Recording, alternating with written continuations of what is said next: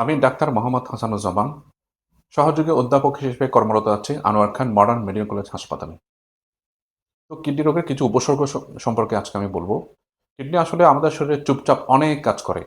যেমন করে শরীরে বর্জ্য পদার্থ দূর করে, রক্তকে পরিষ্কার রাখে এবং আমাদের শরীরে যে লবণ এবং পানির ভারসাম্য এটা রক্ষা করে। তো সমস্যা হলো কিডনি রোগ যখন শুরু হয়, শুরুতেই কিন্তু কোনো লক্ষণ প্রকাশ পায় না।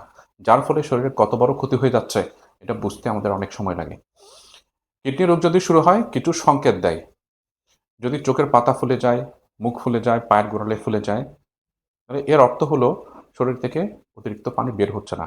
কিডনি যখন রোগাক্রান্ত হয় এবং দুর্বল হয়ে যায়, তখন শরীর থেকে পানি বের করতে পারে না। এই পানি ফুসফুসেও জমা হতে পারে, তখন কিন্তু শ্বাসকষ্টও হতে পারে।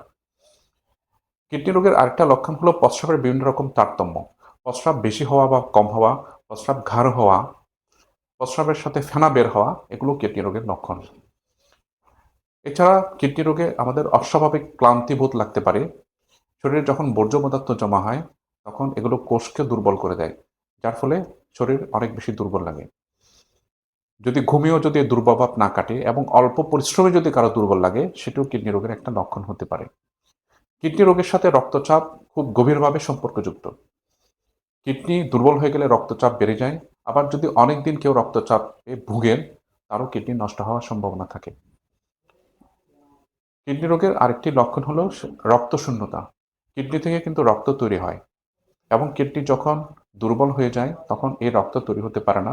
যার ফলে দুর্বল ভাব, মাথা ঘোরা, শরীর মুখ ফ্যাকাশে হয়ে যাওয়া, এসব দেখা দিতে পারে। এছাড়া কিডনি আমাদের শরীরে ক্যালসিয়াম এবং ফসফরাসের ভারসাম্য রক্ষা করে। কিডনি যখন রোগাক্রান্ত হয়, তখন এই ভারসাম্যটি নষ্ট হয়ে যায়। আমাদের হার্ট তখন এফেক্টেড হয়। হাড়ের ব্যথা হতে পারে এবং ফ্র্যাকচারও হতে পারে। তো যাদের ডায়াবেটিস এবং প্রেশার আছে, তাদের অবশ্যই কিডনি রোগের পরীক্ষাগুলো নিয়মিত করা উচিত।